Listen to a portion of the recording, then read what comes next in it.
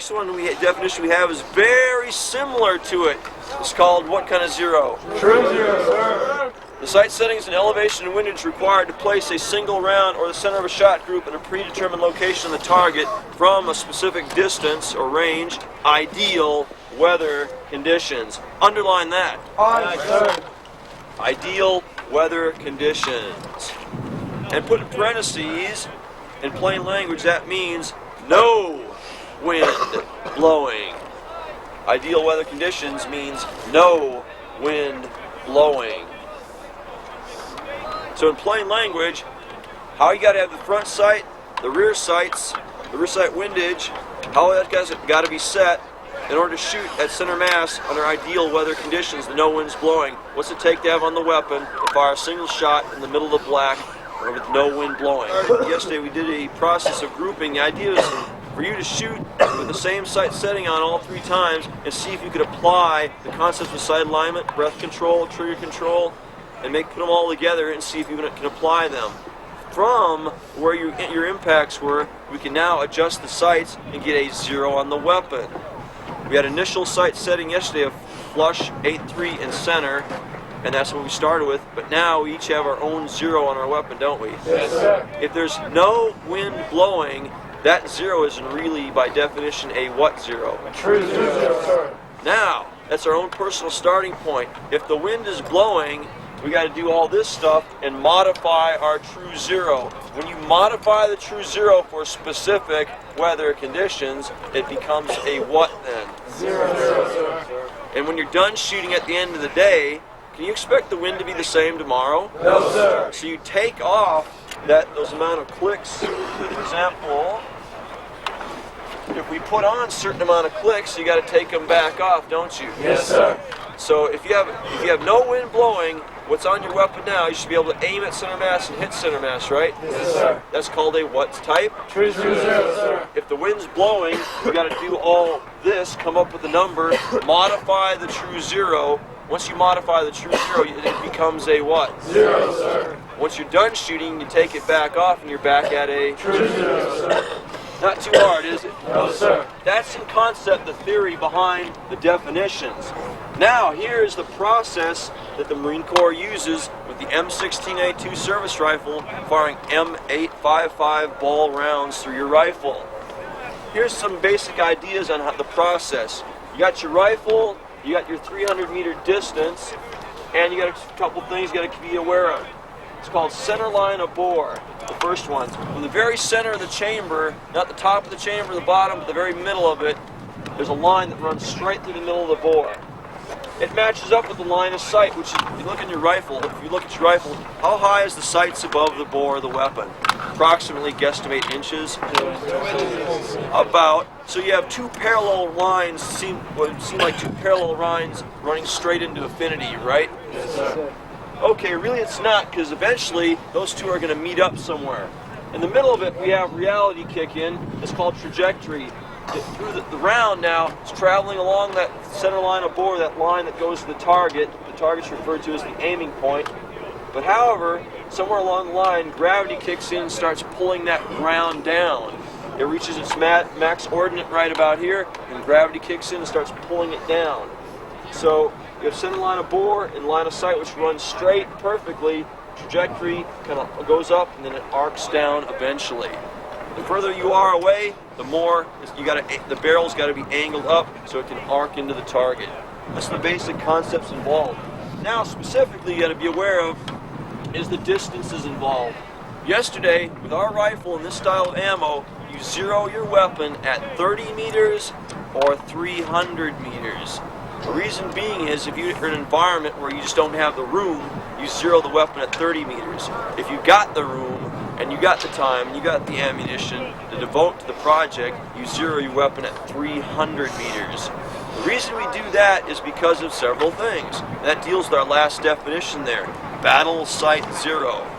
The sight settings and elevation and windage required to engage point targets under ideal 0 to 300 meters or provide grazing fire under ideal weather conditions, if something like that, correct? Yes, sir. Battle sight zero we want to have our weapons zeroed to engage targets at 300 meters. With this rifle, the way it's designed, the ammunition we fire, the line of sight and the trajectory kind of match up. Here's the line of sight, here's the trajectory. At 30 meters, they intersect.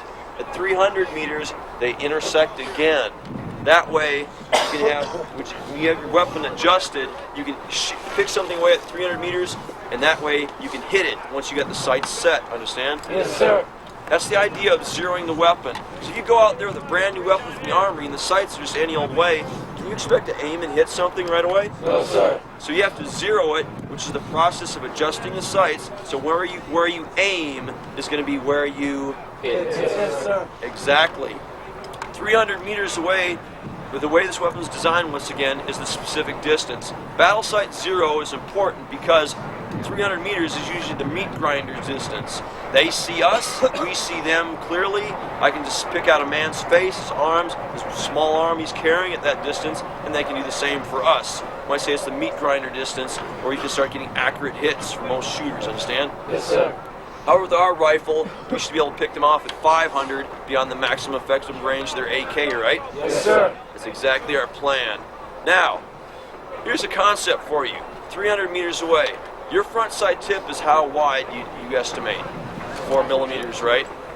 It's 4 millimeters wide. If you have this weapon zeroed, amazing this. Remember yesterday how the dog target, the shoulders fit squarely behind the front sight tip? Yes, sir. If I had the platoon laying down here, see that road that's coming from that head way out in the distance there? Yes, sir. If I had the platoon laying in a little line in a little ambush little position there, and you saw enemy soldiers walking down the road towards you in column, all of a sudden you look through your sights and you're watching them through your sights.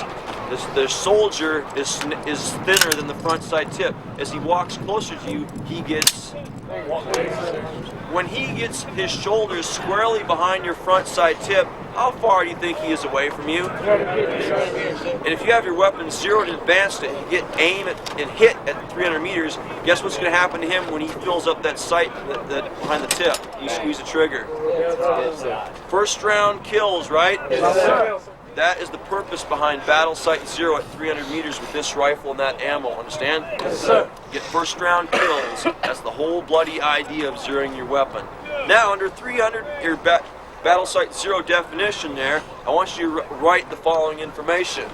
You'll write with 782 gear on. With 782 gear on. Does anybody know what 782 gear is? Yes, sir. Your helmet, your flak jacket, your suspenders, your LBV, your cartridge belt, magazine pouches, or your vest, you got that stuff, your canteens, your butt pack, all that trash. By the way, what's another name for a 2 in a deck of cards? Deuce, sir. So hence the Marine Corps grunts, we call it all that gear deuce gear, understand? Yes, sir. So when you have a Battle Sight 0 on your weapon, you need to have what kind of gear on? Deuce gear, sir. Exactly. You know the old motto, practice like you play, right? Yes, sir. When you go to combat, are you going to have this soft cover blouse on only? No, sir. You're going to have your gear on, right? Yes, sir. You need to have that gear on when you get a Battle Sight 0, because when you have that flak jacket and suspenders on, is that going to make the stock in the same place the shoulder is at now, or is that going to be thicker? Thicker, sir. That means the sights are going to be pushed away and your eye relief will increase, correct? Yes, sir. That means it'll look through the sights. If that helmet on your freaking brain housing group, is that going to affect the way you look at your sights? Yes, sir. Yes, it will. So that means you might have a different true 0 on your weapon for battle or combat versus going down to the rifle range for qualification. So when you're doggone true 0, you're in charge of a group of Marines going to combat someday, all of a sudden, PFC, you're in charge. You're going to take these Marines to the doggone range, zero their weapons for combat. You might have to have the clue of what to do. You might be the man. Every Marine's a leader, right? Yes, sir. If you're in charge, you better know what to do. That means have the right distance, 30 meters, 300 meters, your weapons, your ammo, a target, and doggone have the proper equipment on to zero the weapon in preparation for combat, understand? Yes, sir. Now, first things first, I've told you by definition what a 0 is, a true 0, and a Battle Sight 0. Now, what I want to get into is the process we're going to use to take into account all this type of information right here. The zeroing process. In theory, you can zero your weapon, like I said, remember, at 30 and 300 meters. So the left sign of sight and the round kind of intersected those two distances. Now, what you want to do is get a target, stick it out in front of you 30 meters or 300 meters, get in a position like the prone position, nice and stable, and have the appropriate uniform on for what you intend to do. Our case is next week we're going to have soft covers and camis. That's the uniform we're going to zero our weapon Monday. Or if you're going to combat, have helmet, flak jacket, deuce gear, and all your trash on, and have the appropriate target, appropriate distance, measured out, and then do your shooting. You have 3 magazines, which are already in your pouch. You'll fill them up with 3, 3, and 4 rounds respectively. The goal is this simply. Aim at the target, fire your 3 rounds in 60 seconds, unload, show clear, then the coach or you will have a binos, look where you hit, plot it in your data book, see what that little graph like we had on our target, how many clicks up, over do I need to go, adjust, snap in on your second target, load, make ready on command, and fire your next magazine at 3. Shoot, shoot, shoot, see where you hit, adjust, and then fire the final magazine for confirmation, understand? Yes, sir. Now, in practice, so we'll do a question. On the clicks up, which used to go. The question is, we have 2 ups, don't we? A rear sight elevation and a front sight tip, which is an elevation 2, don't we? Yes, sir. Which one to use is your question, right? Yes, sir. Okay, sit down and I'll answer that. Okay, the sight you want to use during the zeroing process is your front sight. You use your front sight, you might say it's your fine tuner. Remember those numbers on the rear sight elevation knob, the 8, 3, the 4, the 5, the 6? Those numbers have no relevance until this thing is adjusted exactly, front sight tip. So you want it during the zeroing process, the goal is to get that front sight tip adjusted exactly to where it needs to be. Then those numbers in the back will have relevance. Estimate range to target, spin it on, aim and shoot, kill the enemy.